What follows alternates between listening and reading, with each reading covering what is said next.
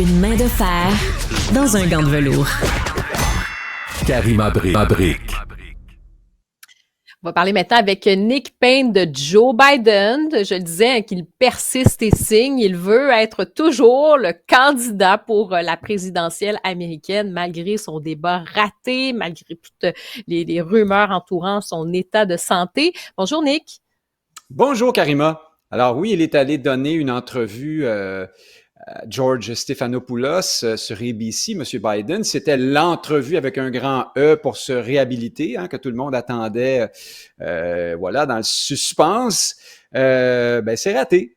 Je me suis tapé ça au complet et vraiment dans le cas de M. Biden, moi, je n'arrive toujours pas à être certain de son état cognitif. J'arrive pas à tirer une conclusion là-dessus, mais ce qu'on voit, c'est un homme très ralenti. Plusieurs, je trouve, dans les médias, usent de toutes sortes d'euphémismes pour parler de lui, de son âge, de son énergie. Mais je trouve qu'on verse facilement dans l'âgisme quand on va là. La question est réellement celle de son état cognitif à M. Biden. Sinon, après, il peut avoir l'âge qu'il veut. Là. Moi, ça ne me pose en tout cas, moi, ça ne me pose aucun problème si là, voilà, toute sa tête. Mais on n'arrive pas à en être certain. Et cette entrevue-là n'aidait pas pour deux raisons. D'abord, on voit encore une fois cet homme donc avec des espèces de hiatus, c'est très long parfois avant de répondre aux questions. Le geste est lent, les yeux sont un peu hagards comme ça.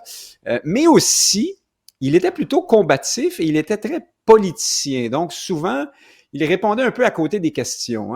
Stephanopoulos lui demandait, Monsieur Biden, sentez-vous là que vous êtes en forme? Vous croyez-vous capable? Ne devriez-vous pas plutôt démissionner? Puis il répond, espèce de banalité du genre mon cher George, j'ai toujours cru en la résilience des États-Unis d'Amérique ou quelque chose comme ça. Ça n'a rien à voir. Mais il y a des politiciens en pleine forme qui ont toute leur tête aussi, qui font des non-réponses en langue de bois comme ça. Alors oui, mais il y a une nuance entre et puis je veux dire, je trouve pas ça nécessairement sympathique là, c'est-à-dire on pose une question, les politiciens on le sait, avec la langue de bois, on va faire des détours, mais il y a quand même un lien avec la conversation. Tu sais, on sent que la personne, on la voit travailler pour répondre à côté. Si vous sortez, on pose une question, puis là je me mets à, je sais pas là, je mettrais, tu me poses une question, puis je me mets à parler de jardinage d'un coup, ça n'a aucun rapport. C'est ce qu'on voit un peu avec Joe Biden. Quand on parle de ces moments d'absence ou l'espèce d'incohérence, t'as raison, c'est pas une question d'agisme, c'est pas une question d'âge sur le fait que on a un problème avec le fait qu'il ait 81 ans. C'est vraiment, est-ce qu'il est en mesure de diriger le pays? Et s'il n'est pas en mesure, pourquoi il est encore là, qui tire les manettes de tout ça? Je pense que c'est ça aussi que ça soulève comme question. Puis pourquoi on a un deux poids, deux mesures? Pourquoi les médias grand public, des médias ne font pas, comme on dit, leur boulot, leur job? Pourquoi il y aura un deux poids, deux mesures? Pourquoi on serait très critique à l'égard de Donald Trump? Parfait qu'on le soit. Tu sais, si on a des éléments à penser qu'il y a un problème avec Donald Trump, c'est une chose, puis qu'on fasse les enquêtes, mais pourquoi on ne le ferait pas pour Monsieur Biden? C'est ça qui est quand même assez là, révoltant quelque part pour les citoyens américains qui ont besoin de savoir. Oui, deux choses là-dessus. La langue de bois peut être atomique. Parfois, même chez des politiciens en pleine forme, alors qu'ils répondent vraiment, mais alors complètement à côté de la question. Alors, c'était quelque part sur la ligne ici avec Joe Biden. Il n'y a pas eu de ces moments vraiment où il part d'un sujet puis il finit dans la COVID puis le Medicare de façon complètement absurde et martienne. Il était à la limite de la langue de bois costaude et voilà. Donc, c'est un peu difficile de tirer une conclusion de cette entrevue-là de ce point de vue-là, à mon avis. Par ailleurs, tu parles du traitement médiatique. Là, j'ai l'impression qu'on a affaire là-dessus une sorte de prise de conscience et de rattrapage. Là, tout à coup, tout le monde s'intéresse à ça, alors que ça fait des mois, voire des années que plusieurs posent la question, mais elle ne s'est pas vraiment posée beaucoup dans l'espace médiatique, celle de l'état de santé cognitif de M.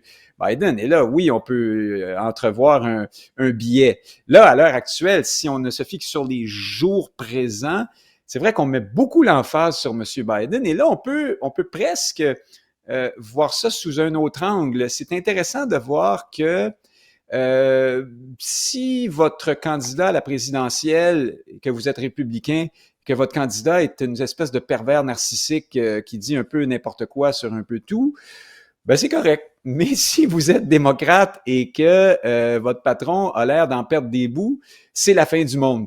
Il y a peut-être là aussi quelque chose qui parle sur notre société, la société américaine, mais la nôtre lui ressemble beaucoup en rapport avec l'âge. J'y reviens. Pour moi, c'est important. Est-ce que c'est pire d'avoir quelqu'un qui est de bonne volonté, mais qui en perd des petits bouts, mais qui peut être bien entouré, que d'avoir une espèce d'Olibrius ou d'Histrion complètement loose cannon, comme on dit en anglais? La question se pose. Et là, je précise une chose, parce que dès que je ne suis pas parfaitement lisse et dithyrambique sur M. Trump, je me fais chicaner par toutes sortes de monde qui me traitent de démocrate. Ce n'est vraiment pas le cas. Il existe plein de bonnes raisons d'appuyer Donald Trump. Je n'en disconviens pas. Trump émane aussi d'un mouvement, voilà, d'une réelle volonté, d'un réel courant très important dans la société américaine. Alors, il se trouve qu'il est M. Trump aussi, c'est-à-dire une espèce de pistolet qui est dans l'univers médiatique depuis très longtemps. On peut le critiquer, là, on a le droit de critiquer sa personne sans remettre en cause les ressorts de sa popularité, les ressorts politiques en tout cas. Alors bref, on est vraiment dans un drôle d'épisode aux États-Unis d'Amérique et pour M. Biden, là, je conclus là-dessus, la question reste entière. Est-il encore capable, quand on voit à quel point il a ralenti depuis 4 ans, s'il ralentit encore comme ça sur les 3 ou 4 prochaines années, là, il va être au mode arrêté. Là. Ça marchera plus. On peut se demander s'il ne cache pas un diagnostic là, de quelque chose. Il a vraiment l'air de quelqu'un qui est aux prises avec une condition de santé importante et qui soit est sous une médication très forte ou alors on assiste aux effets de sa condition là, en direct. Et c'est sûr que ça pose problème, c'est évident. Et on va parler maintenant des journalistes qui sont pris à partie physiquement sur les réseaux sociaux. Il y en a beaucoup. Et tu avais envie justement d'avoir cette réflexion aujourd'hui avec nous là, sur cette rupture-là que certains individus vont avoir avec les médias, particulièrement depuis la COVID. Donc, parlons de ce sujet-là aujourd'hui. Je pense que c'est quand même assez important, là.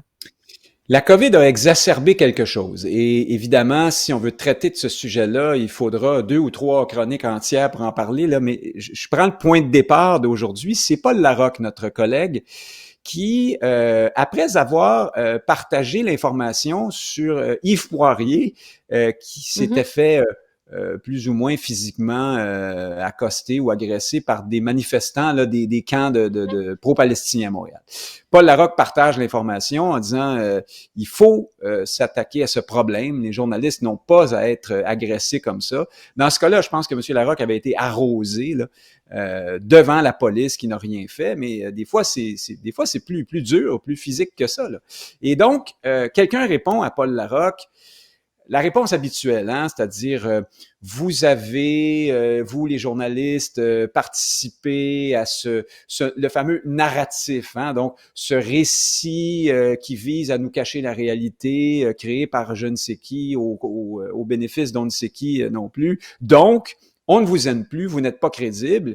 Sous-entendu, c'est normal que les gens s'en prennent à vous physiquement. La première réaction, non, c'est pas normal. Même si les journalistes font pas bien leur travail, on commence pas à les arroser, à taper dessus, à les agripper par la chemise, à les pousser. Voilà, ça ne se fait tout simplement pas. Il y a un réel problème. Là où la question devient intéressante, c'est que Larocque a répondu. Non, puis si je peux me permettre, c'est même pas une question de bien faire ou pas bien faire son travail. Là. Je veux dire, c'est même pas ça qui est en jeu dans ce cas-ci. Là. C'est vraiment, on n'aime pas et on décide d'agresser littéralement un journaliste. Là. C'est complètement inadmissible. C'est ça, on justifiait l'agression sur le fait que les journalistes font pas bien leur travail, au fond, et plus spécifiquement... Non, mais c'est ce que je dis, c'est complètement... je veux dire, on se permet d'agresser les gens pour une appréciation, là, je veux dire, à un moment donné, ça reste quand même une agression physique, là, ça a beau être on vous arrose ou quoi que ce soit, il y a une menace à l'intégrité physique des gens, je suis désolée, mais non, on ne peut pas tolérer ça du tout. ça ne se justifie pas. Et quand on parle ici des journalistes, on parle de ceux qui sont quand même supposés nous informer. Si on commence à les intimider, il y a quelque chose qui marche pas là non plus. Toujours est-il que Paul Larocque réagit en disant, ben mon cher monsieur, je paraphrase, hein, mais il dit, commencez donc par écrire sans faire des tonnes de fautes, puis on pourra peut-être avoir une discussion. Alors là, Larocque a mis le doigt sur quelque chose. Tu te souviens, pendant la pandémie, il y avait eu cet article très maladroit de Patrick Lagacé qui avait parlé des antivax et des réfractaires aux mesures sanitaires comme des gens qui n'ont pas de dents puis qui se présentent mal. C'était très maladroit. Mais là, ici, on ne parle pas de la même chose. Moi, je suis derrière Paul Larocque sur celle-là. C'est-à-dire que quand on prétend détenir la vérité, être un esprit affûté, qui a fait son travail de recherche et qui détient une vérité que même les journalistes ne voient pas ou refusent de voir, ben la moindre des choses, là, c'est qu'on sache écrire comme du monde. Si tu te présentes comme quelqu'un qui est un expert, mais que tu n'es même pas capable au préalable d'avoir fait le travail élémentaire là, de savoir écrire correctement, ben t'es pas très crédible. Au Québec, on est très chatouilleux là-dessus, hein, la qualité du français. Il faut pas critiquer, se moquer des gens qui écrivent mal, parce que ce serait un peu une caractéristique intrinsèque, comme être avoir d'embonpoint, être frisé ou avoir la peau d'une autre couleur que blanche. Non! Si tu veux prétendre, dans ce cas-ci, à informer les gens sur les complots de l'État profond et tout ça que tu as débusqué, au moins, il faut que tu aies l'air crédible, il faut que tu aies l'air de quelqu'un qui est capable de manipuler la langue minimalement correctement, parce que les mots sont un outil de la pensée déjà. Hein? Quand on organise mal son langage, pas parfois, toujours, on organise mal ses pensées aussi, puis lorsqu'on ne sait pas écrire correctement, parfois il y a des concepts qu'on n'arrive pas à discerner correctement non plus. Ce fait-là est documenté. C'est pas pour rien que c'est important de maîtriser la langue dans la vie, à divers degrés. Ça dépend des ambitions qu'on a, de ce qu'on fait, puis c'est pas grave si on n'écrit pas parfaitement. Ça devient un problème ou une faiblesse si on prétend faire du travail journalistique, à mon point de vue. Alors, sur celle-là, je trouve que Larocque a raison. Puis maintenant, plus largement sur la question de fond, ce qu'il y a dans... Ouais, en quelques secondes. Ben voilà, c'est cette espèce de perte de confiance d'une part de la population importante. Ça avait commencé avant, mais ça continue pendant la COVID. Ça a commencé beaucoup à cause des thèses des sciences sociales qui sont très, très reprises dans les médias, le racisme systémique et tout ça. Ça a beaucoup participé à créer une rupture. Maintenant, dans le cas du complotisme pendant la pandémie, c'est plus compliqué, puis on y reviendra. Certainement qu'on va y revenir parce qu'effectivement, j'allais dire, ce sujet-là, on peut le creuser là, pas mal longtemps, là, ça c'est certain. Mais je te remercie beaucoup, Nick. On se reparle demain. Avec plaisir. Prise 2, partie 2 demain.